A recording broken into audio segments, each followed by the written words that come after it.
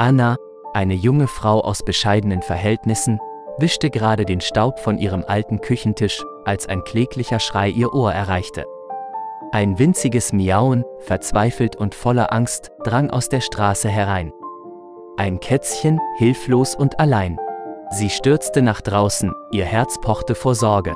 Sie suchte unter den Büschen, an den Ecken der Häuser, in jedem möglichen Versteck. Doch nichts.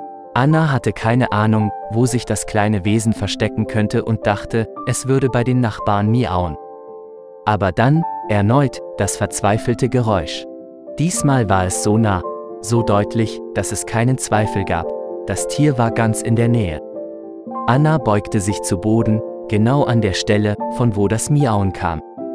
Sie begann vorsichtig die Erde beiseite zu schieben und holte 4 winzige Kätzchen hervor. Ihre kleinen Körperchen zitterten, ihre Augen waren noch geschlossen, und sie waren so klein, dass sie in ihre Handfläche passten. Es war offensichtlich, dass jemand diese Kätzchen lebendig begraben hatte. Ihre Nabelschnur war noch nicht einmal vollständig getrocknet, und schon hatten sie die Grausamkeit des Menschen erfahren müssen. Anna nahm die winzigen Geschöpfe in ihre Arme. Sie waren so zerbrechlich, so hilflos. Sie brachte die Kleinen nach Hause. Sie fütterte sie mit Milch, wärmte sie in einem Karton und gab ihnen Wasser.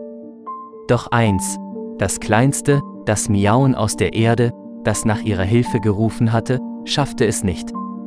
Es starb in ihren Armen, seine winzigen Pfoten bewegten sich noch schwach.